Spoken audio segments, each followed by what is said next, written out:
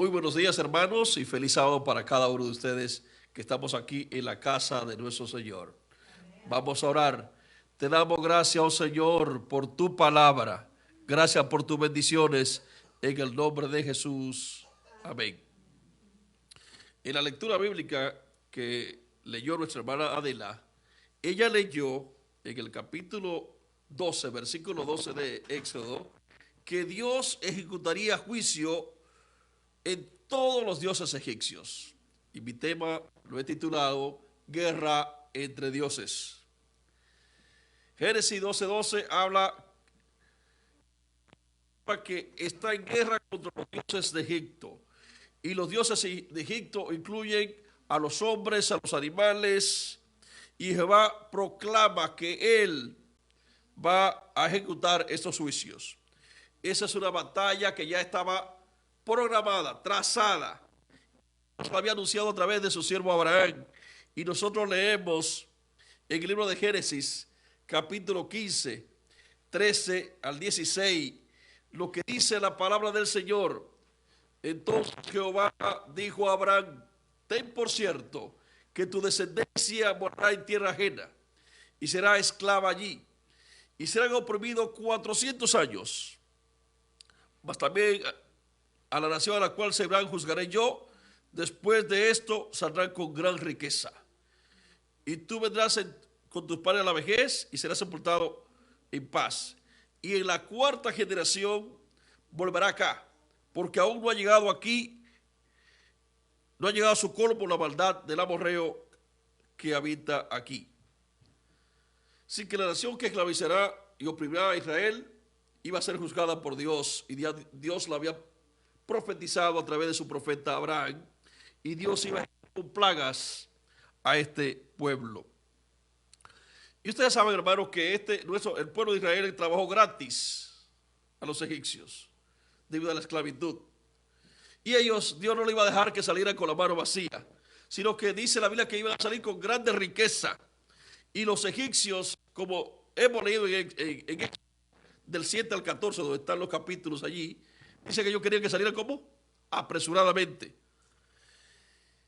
Dios profetizó que el pueblo de Israel volvería en la cuarta generación. Entonces, si es en la cuarta y son 400 años, una generación en este caso sería ¿qué?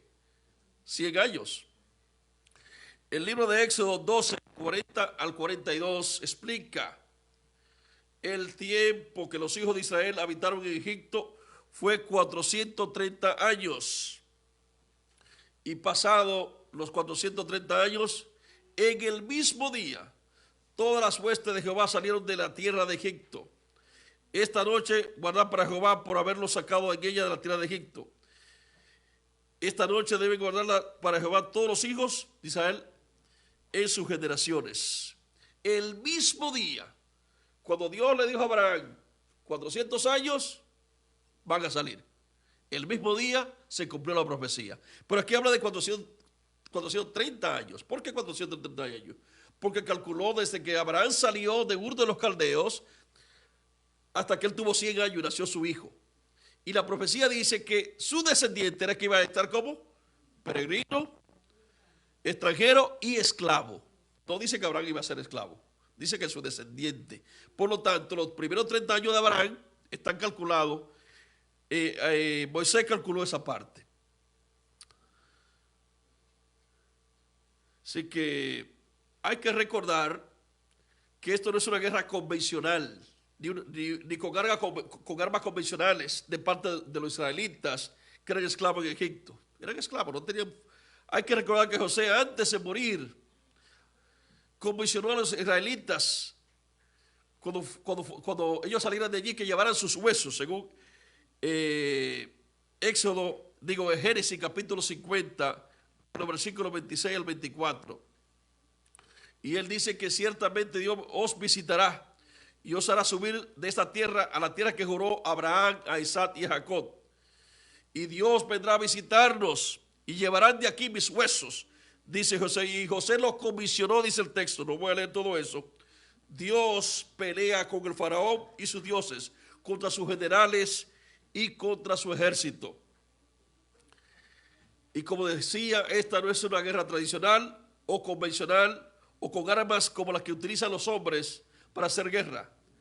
Esta es una guerra asimétrica en la que Dios se valió de los elementos de la naturaleza para hacer juicio en Egipto. Y se valió de dos varas, una que tenía Aarón y otra que tenía ¿quién? Moisés.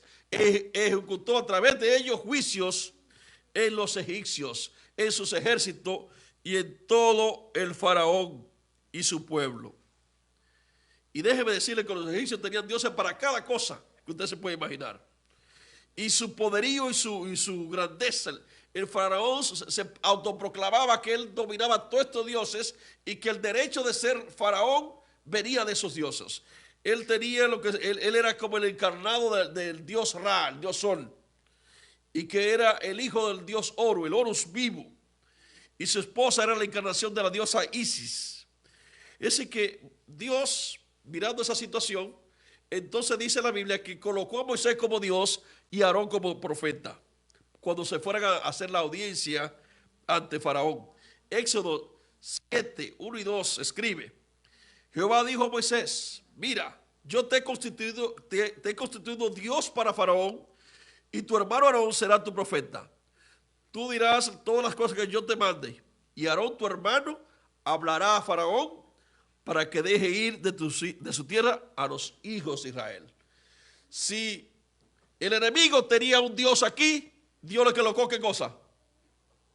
Un simulacro de Dios como Moisés, ¿verdad? Para que le demostrara que el Dios que tenía Moisés era como más poderoso. Solamente hace un ejemplo en el caso de Moisés. Moisés era Dios para Faraón en ese caso. Dios envió a Moisés a liberar a ese pueblo de la esclavitud de Egipto. Dios escuchó el clamor de su pueblo que clamó en medio de todos los abusos. Dios escuchó también por misericordia a Abraham, Isaac y Jacob, a su pueblo. Se acordó de José y de la profecía de que Dios vendría por su pueblo. El libro de Éxodo comienza diciendo que surgió una dinastía de reyes egipcios que no reconocía a José y que no quería aceptar su obra que hizo en Egipto durante los 7 años de abundancia y 7 años de hambres. Y lo que él hizo por ese pueblo. En este capítulo 1 narra las estrategias políticas de tributos y cargas que impusieron los egipcios a los hebreos. Y añade el comentario cómo lo veían como enemigos debido a que los faraones que gobernaron en Egipto por durante 150 años eran semitas, que se llamaban los Hicsos. Y en ese tiempo fue que llegaron realmente los hebreos, en el tiempo de los Hicsos, cuando llegó José, Jacob y todos. Y como estos eran semitas también, entonces son enemigos.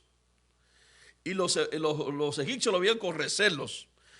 Además, como ustedes pueden ver, esta era una mano de obra que había que aprovechar. Esta guerra comenzó primero con una discriminación racial. Eran extranjeros y diferentes a los egipcios. Luego les pusieron comisarios que le cobraran impuestos por cada carga que hacían. Más adelante los convirtieron en constructores para Faraón de sus obras y edificios. Después para hacer barro, ladrillo. Y al final lo obligaron para cualquier cosa que se le antojara al egipcio. En otras palabras, lo convirtieron en plenos esclavos. Y como se multiplicaban mucho y en gran cantidad, entonces el faraón decretó una orden para matar a todo varón y que fuera lanzado al río. ¿Y sabe lo que Dios hizo? Cambió esa orden y permitió que una familia colocara un niño en un canasto. ¿Y qué pasó? Dios sacó un libertador, salvó un libertador en un arca que fue calafateada. Allí surge Moisés. Por eso, cuando Moisés se presenta ante el faraón, les dijo en Éxodo 5, 1 y 2. Después Moisés y Aarón entraron a la presencia de faraón y le dijeron: Jehová, el Dios de Israel, dice así: deja ir a mi pueblo a celebrarme fiesta en el desierto. Y faraón respondió: ¿quién es Jehová para que yo oiga su voz y deje ir a Israel? Yo no conozco a Jehová, ni tampoco dejaré ir a Israel. ¿Notan el orgullo de este rey? Dios le había advertido que la conducta de Faraón era terca e irreversible. Por eso, lo primero que Dios hace, como no escuchó, le envió la primera plaga, que comienza en el capítulo 7 de Éxodo, la plaga de sangre. Todos los recipientes y todas las aguas de Egipto, incluyendo el Nilo, se habían convertido en sangre. Y eso duró 7 días, dice la Biblia. La plaga fue dirigida al río Nilo, la vida y el corazón de Egipto, porque Egipto es un pleno desierto. Y lo único que le da vida es cuando el lodo del río, cuando inunda las orillas, sirve para sembrar la tierra. Y de ahí ese río irrigaba las cosechas. Y también era la vida comercial y política del pueblo, porque por ahí también navegaban. Esto fue un desastre nacional, porque acabó con la fuente que le daba vida y que le daba subsistencia a la población. Tampoco se podían bañar. Además, el faraón cada día tenía que bañarse en el río para bautizarse en las aguas del río y adorar ese río. Pero hasta los peces murieron, que era también fuente de alimentación. Y eso hedía horriblemente. La catástrofe era total. La reserva de agua de los ellos tenían para beber no servía. No podían bañarse. Y era tóxica. Los peces no se podían comer. Todo había desaparecido. Es decir, que Dios comienza a atacar la fuente principal de todos sus recursos. Esto fue devastador para los egipcios. Pero también es devastador contra el Dios que ellos tenían. El Dios con el que pelea Dios son varios. Está el Dios Nun, que generalmente era representado como un varón con cabeza de carnero. Era considerado el dador y guardián del río del Nilo. Y los corderos eran dioses también. Por eso los israelitas no podían sacrificar los corderos en Egipto. Porque los egipcios podían también ejecutar venganza. Otro dios Api o espíritu del Nilo era considerado como responsable de la crecida. Y así hay una serie de dioses como Sodet y Sotet que estaban vinculados a las inundaciones del río. Y otro dios de la Trinidad egipcia era Osiris, dios del mundo subterráneo. Los egipcios consideraban el Nilo como su torrente sanguíneo. Por este torrente sanguíneo que le daba vida y sangre a Egipto estaba contaminado. Y por lo tanto Osiris no podía hacer nada. Y afectaba también a Jabeti, diosa guardiana de los peces y de los pescadores. Es decir, que todos los dioses de Egipto relacionados con esto eran inútiles. Estos grandes dioses de Egipto resultaron ser inútiles. Sin embargo, el Dios de Israel, ¿qué? Hizo maravilla en favor de su pueblo. La segunda plaga consistía en las ranas, según Éxodo capítulo 8. Y dice que las ranas eran consideradas una manifestación de la diosa Heket, diosa de los nacimientos y esposa del creador del mundo. Era representante cohedera con cabeza de rana. Y así había otros dioses que ellos tenían, que tenían cabezas como Nun, Ket, Het. Todo esto tenían forma de rana. Y eran venerados y eran sagrados. Y la rana, si usted la pisaba, si pisaba una rana en la carretera, usted podía ser hasta ejecutado. Ahora Dios le puso rana por todo lado y que apestaba e infectaba todo. Es decir, que ese Dios, rana, que lo protegía a ellos, no les servía para nada. Note la gran ironía. Se suponía que Hek era la diosa que controlaba los nacimientos. Pero durante estas plagas millones de ranas nacieron y no había control sobre ellas. Y matar una rana de esa era colocarse en medio de la muerte. Sin embargo, en este caso, eran tantas que morían y hasta se pisaban porque no había forma de controlarlo. Había ranas en el suelo, en la casa, en la cama, en los hornos, etc. Es decir, que los egipcios no podían caminar porque podían aplastarlas. Y lo maloliente y desagradable que fue todo esto. Es decir, que esos dioses sagrados de Egipto, Dios mostró que en esta ocasión, que era mucho más poderoso, que esos llamados dioses. La tercera plaga de piojos se encuentra en Éxodo 8, 16 al 17, en donde Aarón golpea el polvo. Ahora, ¿cuál es el dios que tiene que ver con el polvo? Es el dios Heb, que es el que produce la abundancia de la tierra. Pero en este caso, en vez de que este Dios produzca cosecha, frutas, verduras, ese polvo, ¿qué es lo que produce? Todo tipo de piojos. Y esto hizo que los sacerdotes se hicieran inmundos, que no podían entonces interceder por sus dioses porque estaban inmundos. ¿Qué le parece? No tenían ni cómo interceder por sus dioses porque estaban inmundos aún sus sacerdotes. Este Dios no pudo evitar el juicio. Esta infectación también puede considerarse una bofetada a los dioses egipcios en general. También habla de Harpócrate, Horus en forma de niño, para mantener alejadas las criaturas peligrosas, y a Imhotep, dios de la sanidad medicinal y dios de los sanadores o de los magos y etcétera. Y el faraón, que era un dios, también le cayó piojo. Imagínense. Aquí una vez más vemos la ironía en esta plaga. El territorio estaba infectado de piojo que atormentaba a toda la gente y a todos los animales y a todo Egipto, a los sacerdotes y a todo el mundo. La cuarta plaga, enjambres. Vino toda clase de moscas e insectos voladores, tábanos y etcétera.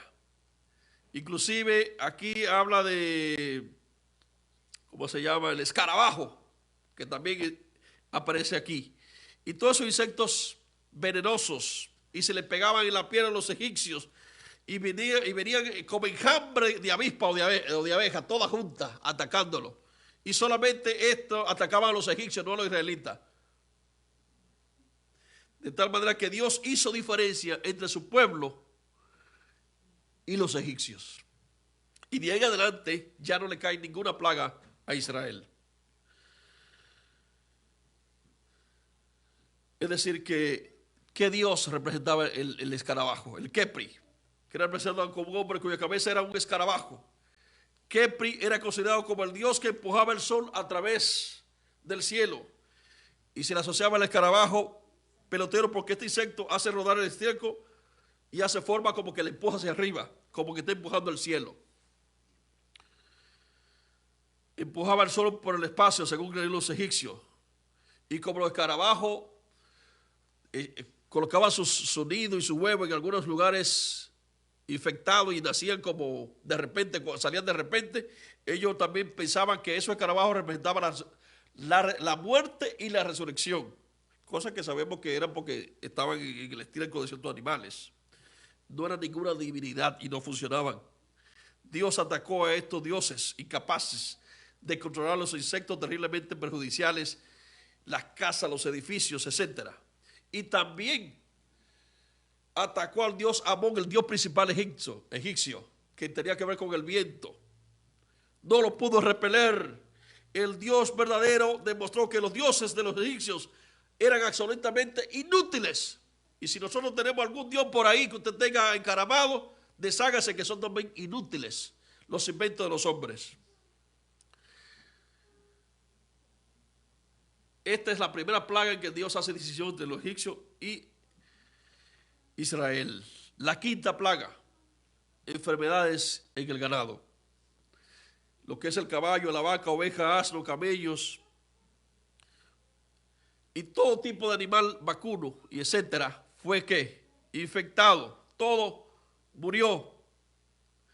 Y esto sí era una plaga que afectaba la economía de los egipcios, lo que ellos comían, pero también atacaba todos esos animales, eran dioses también, y atacaba ¿qué? A esos dioses que ellos representaban.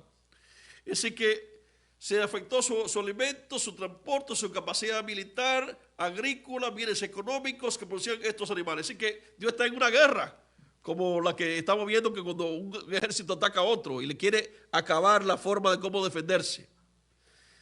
Pero aún así, el corazón del faraón permaneció inamovible. Los egipcios adoraban a los animales. Y lo más grande fue que le dio a un dios de ellos muy fuerte, el dios Api, el dios Ta, el toro vivo, conocido Api. Y que este dios era tan sagrado que lo embalsamaban y lo enterraban en una tumba, como el faraón. Era así lo consideraban el dios Api, porque ese dios representaba al faraón. Y por lo tanto es el que le daba la fuerza al faraón. Sin embargo, ¿qué? También murió. Este dios no pudo defenderlo. Los dioses Atún y Ra, dioses creadores también del sol, funcionados como una sola deidad, eran representados como un toro negro. Nut y Nai también, etcétera. Dioses de la luz y del universo no pudieron. Y la diosa madre Hathor, se considera la madre simbólica de Faraón, tampoco pudo, que era representada como una vaca. Estos egipcios, imagínense, clamando a sus dioses, y sus dioses no le responden, sería algo frustrante, ¿no? Tengan en cuenta que ellos creían en esos dioses, que esa era su esperanza, pero nada funcionaba. En todas las instancias nunca le contestaban, como ocurre hoy con cualquier ídolo que la gente se haga. Solamente Dios puede librarte. La sexta plaga, las úlceras. Y dice aquí que Moisés esparció cenizas al cielo y ¿qué? Salió zampullido a todo el mundo, sacerdote y todo el mundo.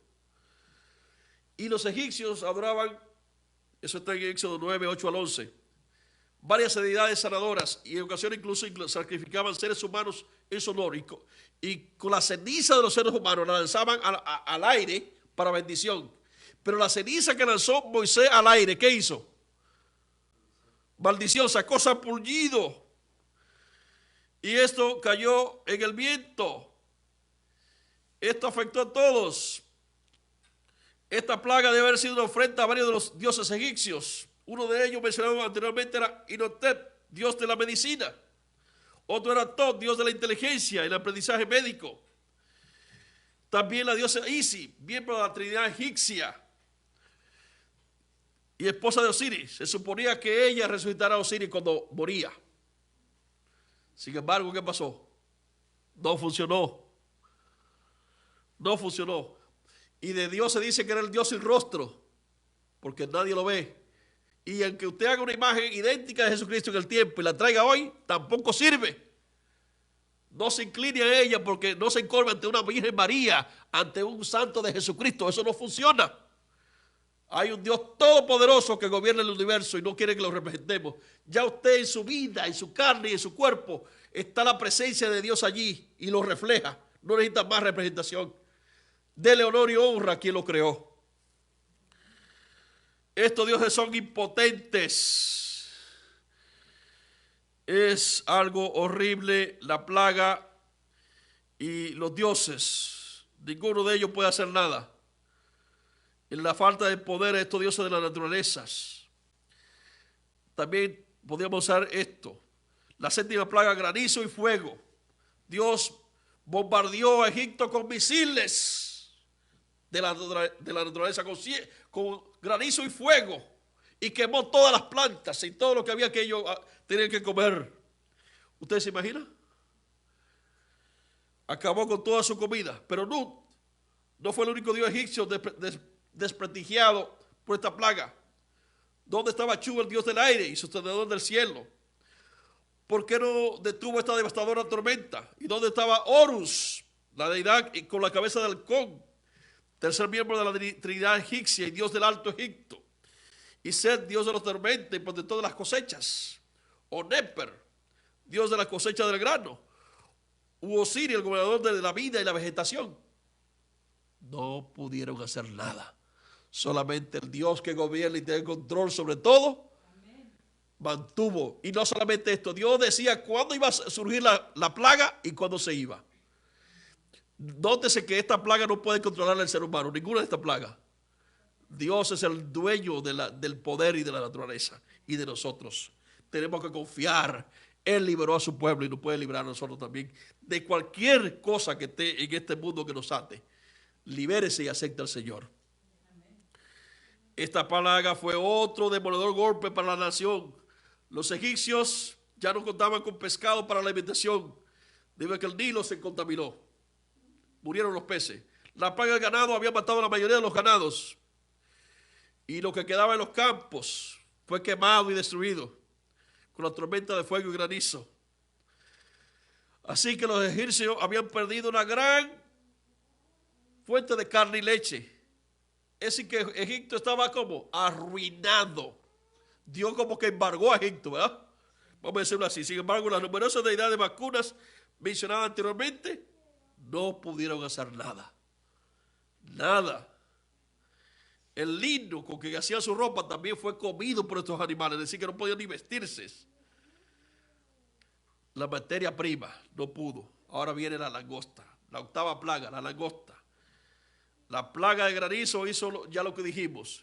Ahora la langosta se comió toda la cosa verde que había en Egipto, había y por haber. No dejaron nada, ni en planta, ni en árbol, ni en hierba, ni nada. Limpiaron, convirtieron eso en un pleno desierto. Todo fue devorado. Y la historia ha documentado que enjambre de langosta en poco tiempo puede devastar todo un terreno, todo un lugar, toda la reserva de alimentos de un pueblo. En minutos. Estos insectos simplemente devoran todo lo que es verde, cada hoja, brisa de pasto. Y así ocurrió, como Dios había dicho. Estaban arruinados. ¿Dónde estaba Anubis, el dios con cabeza de chacal y guardián de los campos? Osiris, el dios supremo de la agricultura. Es decir, que fueron atacados más de una vez estos dioses. Una vez más, Isis, Sep, Neper y también Chu, dios del aire, Amón, dios del viento, fueron humillados. Los campos devastados, arruinados por el granizo, quemados por el fuego, arrasados por la langosta. Todo eso daba un testimonio de la impotencia de los dioses egipcios y de la impotencia de los seres humanos de oponerse contra Dios. ¿Te opones tú a Dios? Es hora de cambio de actitud. La novena plaga es la oscuridad. Si era algo que temían los egipcios, era la oscuridad. Y en Éxodo 10:21 leemos acerca de esto. Jehová dijo a Moisés: extiende tu mano hacia el cielo para que haya tinieblas sobre la tierra de Egipto, tanto que cualquiera las palpe. Y extendió Moisés su mano hacia el cielo, y hubo densas tinieblas sobre la tierra de Egipto por 3 días. Ninguno vio a su prójimo, ni nadie se levantó de su lugar en 3 días. Mas todos los hijos de Israel tenían luz en sus habitaciones. Las tinieblas eran tan densas que la luz no iluminaba.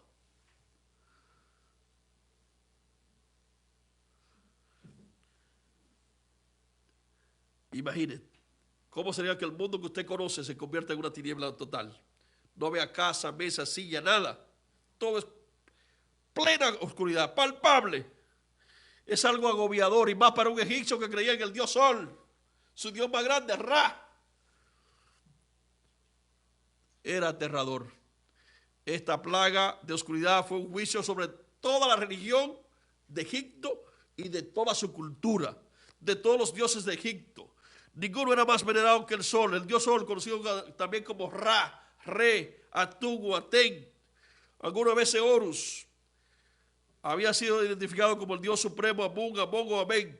Por eso Amon-Ra era considerado el más grande de los dioses de Egipto. Se le veneraba como el creador, el dador de la vida, que inundaba el territorio con sus rayos energizantes. Sin embargo, en esos 3 días, ¿qué pasó? No hubo. ¡Qué humillación! 3 días seguidos. Eso no ha pasado en la historia, hermano. Solamente allí pasó. En esa oscuridad tenebrosa. Muchos de los faraones que hoy conocemos han incorporado ese nombre de Ra. Por ejemplo, Ramsés tiene a Ra, ha traído a Ra. Amenhotep, Amén o Amón se complace. Tutankamón, imagen viviente de Amón. Sin embargo, en esta oscuridad Amon-Ra estuvo en silencio. Literalmente no pudo hacer nada. Es agobiante. Los dioses y las diosas de Egipto no funcionan. Solamente hay un Dios que tiene control sobre la naturaleza, y sobre nosotros, que nos da la vida y nos da la respiración y nos da todo. Jehová, creador de los cielos y la tierra, nuestro Dios, el Dios de Israel. Qué cosa más importante, hermano, la incapacidad de estos dioses. Los dioses egipcios han fallado, sin embargo, el Dios de Israel está con su pueblo. Y la 10ª plaga, muerte de los primogénitos, es la plaga decisiva, la definitiva, que Faraón tenía que dejar ir a Israel de Egipto y los egipcios también. Y así pasó, porque Dios desde el principio lo amenazó. Sin embargo, le dijo que Israel era su primogénito y que si no iba a dejar ir a su hijo, iba a matar ¿a qué? A su hijo, al hijo de Faraón. Eso está en Éxodo 4, 22 al 23.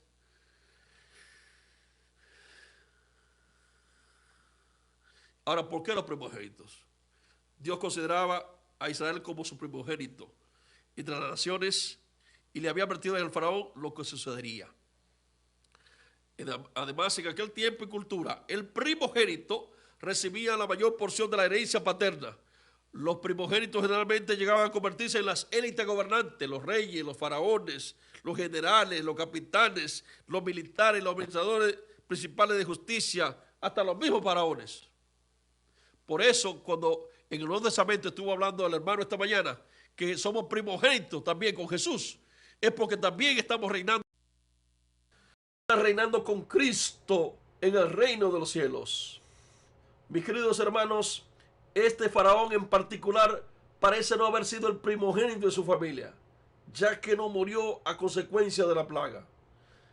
Tal vez su hermano mayor había muerto siendo todavía joven, y él era el siguiente en orden de sucesión. Sin embargo, su hijo era quien lo sucedería como el próximo faraón, y este sí pereció con esta plaga.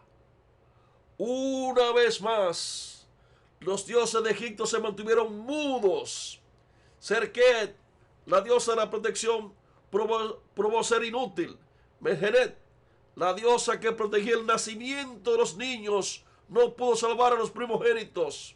Sobet, el dios de la protección y la fertilidad, que era el epítome del poderío de los faraones, no pudo proteger a nadie. Remunetet, el dios que parecía un buitre y era el protector especial del faraón, no pudo librar al hijo de este, el mismo que sucedía a este faraón, a su padre en el cargo. Y nuevamente, ¿dónde estaba Osiris, el dador y gobernador de la vida? Todos estos dioses falsos fueron juzgados y se comprobó que carecían de poder y validez. La muerte de los primogénitos fue la última plaga, pero no el juicio final a los dioses de Egipto. Uno de los dioses principales se mantuvo y posteriormente fue juzgado y se comprobó que no era ningún dios. Déjeme decir, hermano, que después que los israelitas por fin salieron de Egipto, este faraón terco y necio nuevamente cambió de parecer y emprendió una cacería con 600 de sus mejores carros, más todos los otros carros de Egipto, posiblemente varios miles en total, para hacerle volver a la esclavitud, más toda la multitud que iba a pie. Los israelitas fueron acorralados en el mar por los egipcios, pero Dios demoró a esos últimos valiéndose de un pilar de fuego y nubes, mientras el pueblo de Israel cruzaba el mar rojo sobre tierra seca hasta el otro lado, salvado por la mano poderosa de nuestro Dios. Una vez que los israelitas cruzaron ese mar peligroso, Dios levantó el pilar de nube y fuego y llevó a cabo juicio contra los egipcios y contra el último de los dioses egipcios. Los ahogó allí en ese mar rojo. Ese dios era nada menos que este mismo faraón. Los faraones eran considerados hijos literales de Ra, o la encarnación divina de Horus, lo cual significaba que ellos también eran considerados dioses en la tierra. Este faraón fracasó porque todo su ejército, también físico, fue derrotado en el mar. Todos sus soldados murieron, como también Dios lo derrotó con los elementos de la naturaleza. En cierto modo, se creía que ellos personificaban a todos los dioses de Egipto, estos faraones, y que eran sus representantes ante el pueblo egipcio. Por ello era que ejercían tanto poder sobre el pueblo. El poder de la vida, el poder de la muerte, el poder de la esclavitud, el poder de los alimentos. Tenían un control absoluto. Y por ello fue también que hicieron construir tan magníficos monumentos para sí mismos y fabulosas tumbas llenas de riquezas y tesoros. Se creía que estos edificios debían honrar a estos dioses, seres puros simples, seres humanos, que se creían dioses. La responsabilidad mayor de un faraón era mantener el orden cósmico, todo en orden para asegurarse de que la decena de dioses y diosas de los egipcios cumplieran bien sus responsabilidades. Es decir, que el faraón era rey y sacerdote. De manera que el reino de Egipto se mantuviera próspero y fuerte, y que a través de estos dioses era que él era el hijo de los dioses. Pero este faraón fracasó espectacularmente porque él no era ningún dios. No pudo evitar las plagas que asolaron su reino y que lo sumieron en el caos. No pudo prevenir la muerte de su propio hijo, ni que sus ejércitos se ahogaran en el mar Rojo. Él y su poderoso reino acabaron absolutamente derrotados y avergonzados. El último de los grandes dioses de Egipto fue pesado en balanza, juzgado y hallado falto. Y si tu hermano te rebela contra Dios, va a ser pesado en balanza, juzgado y hallado falto. Pero si crees fielmente en el Señor Jesucristo, cruzará cualquier mar rojo que se te ponga en el camino. Cuando analizamos todo esto, vemos que las plagas de Egipto no fueron fortuitas. Dios es un Dios de lógica y de orden. Él enviaba cada plaga el día específico, la hora específica, y la quitaba cuando él decidía que se quitaba. Él envió cada una de las plagas para mostrar específicamente a los egipcios y a los dioses egipcios que no tenían poder, y a los israelitas que Dios era el más grandioso de todos los dioses del mundo, y que los dioses egipcios eran dioses falsos. En su conjunto, las 10 plagas provocaron la completa derrota del faraón y de todo el panteón egipcio, tal como Dios había prometido. Dios iba a juzgar a los dioses egipcios que habían sumido en la esclavitud a su pueblo. Sin embargo, estos dioses eran pura ficción, porque eran dioses creados por la mente y la debilidad humana. Esta fue verdaderamente una guerra épica entre el único Dios verdadero y las fuerzas demoníacas de la oscuridad. El verdadero Dios ganó. Los dioses de Egipto perdieron, y allí también perdió Satanás, que querían tener esclavo al pueblo de Dios. ¿Pero por qué? Porque eran dioses falsos, como lo es Satanás y todos los dioses que los hombres y las criaturas se hayan inventado.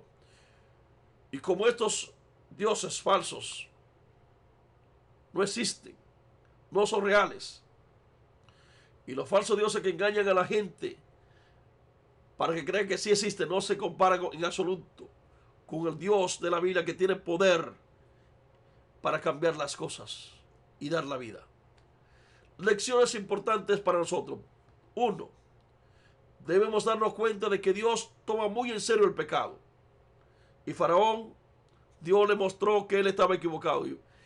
Lo reconoció, pero se retractaba. 2. Dios es paciente y nos da tiempo para arrepentirnos, pero su paciencia tiene límites, como pudimos ver con los egipcios. 3. Muchas personas se vuelven a Dios en momentos de calamidad, como le pasó al faraón. Pero cuando las cosas mejoran, como en el caso del faraón, casi de inmediato le da la espalda nuevamente a Dios. Eso te puede pasar a ti, como le pasó a faraón. Sin embargo, te vas a dar cuenta que las consecuencias son desastrosas. 4. Dios está tratando de llamar nuestra atención. ¿Estamos escuchándole? Las 3 primeras plagas también afectó a los israelitas. 5. Dios exige obediencia, no solo creer, no solamente con tu saberte la doctrina o tener conocimiento, eso no es suficiente. ¿Por qué se libraron los israelitas de la muerte de los primogénitos? Porque tuvieron que confiar en la muerte de un corderito que lo iba a sustituir para salvar la vida a los primogénitos. Y después tuvieron que actuar, tuvieron que hacer algo, matar al corderito. Tuvieron que poner la sangre del cordero pascual en sus dinteles, las puertas y los dinteles. Tuvieron que actuar y obedecer por fe. Y si no hubiesen obedecido, hubieran perdido a sus hijos, a sus primogénitos, como le pasó a los egipcios, que no pusieron la sangre ni mataron al cordero.